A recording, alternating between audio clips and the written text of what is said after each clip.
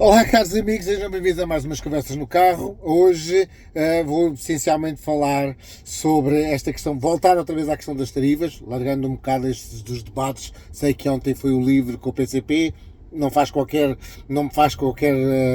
ambição estar a falar sobre esse debate. Seja como for, voltando aqui às tarifas, gostaria de primeiro mostrar que o Donald Trump, eu vou sempre dizer, não é uma questão do Donald Trump, as pessoas podem não gostar de Trump, mas isto é uma questão da administração americana. Pronto, a administração americana implementou estas novas tarifas, em que até fizeram a apresentação das tarifas,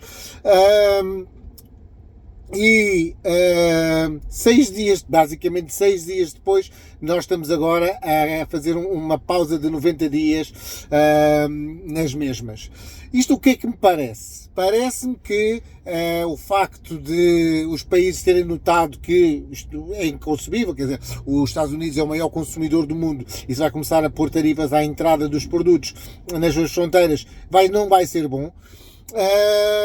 Portanto, finalmente querem negociar, e se nós vivemos num mundo global, esse mundo global tem que ser sem tarifas, isto é, as tarifas de entrada nos países deles, dos produtos americanos, tem que ser a zero, ou próximo de zero, e a mesma coisa tem que acontecer nos Estados Unidos, e não como o exemplo dos automóveis, como já falámos em relação à Europa, em que a Europa taxa 10% a cada automóvel trazido da América para ser vendido na Europa, e os Estados Unidos só taxavam 2,5%.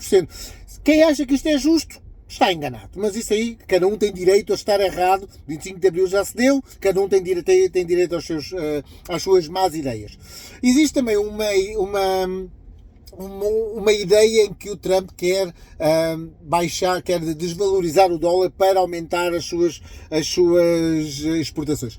Eu não estou muito convencido desta ideia. Pessoalmente não estou, mas quer dizer, faz parte, é uma daquelas ideias que está em cima da mesa, só o Trump saberá o que é que tem como ideia, mas ao fazer isso ele também vai fazer uma coisa muito engraçada, porque mais uma vez, eu vou responder isso usando outra vez a questão das tarifas.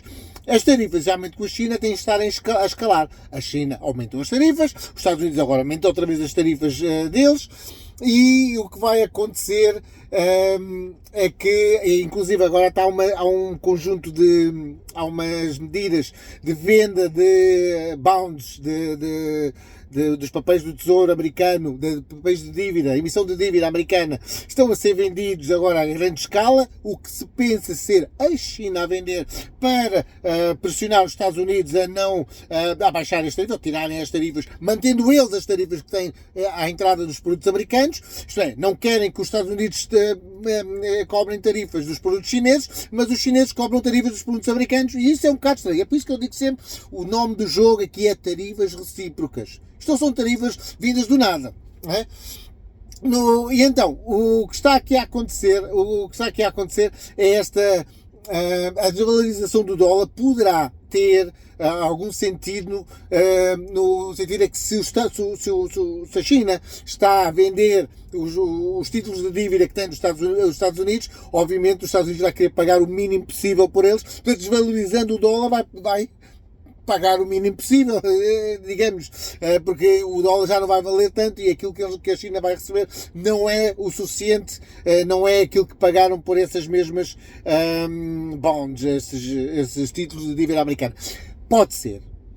Eu não estou tão convencido que é baixar o dólar para que aumente a exportação, não me parece ser isso. Mas não quer dizer que não seja. A mim só não me parece. O que me parece é essa descida do dólar ser no sentido de pagar menos à China, porque eles são um dos maiores, são dos países que têm mais dívida americana.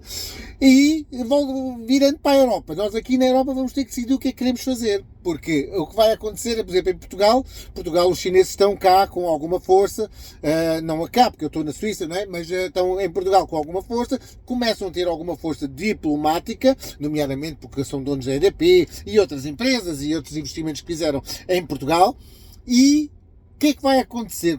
Qual é o lado em que Portugal vai estar? E quem diz Portugal diz a União Europeia de uma forma geral, porque a China tem estado a investir, são mais de 130 e tal mil países no mundo que têm relações diretas onde a China é o principal elemento comercial, parceiro comercial, e nesses países existem muitos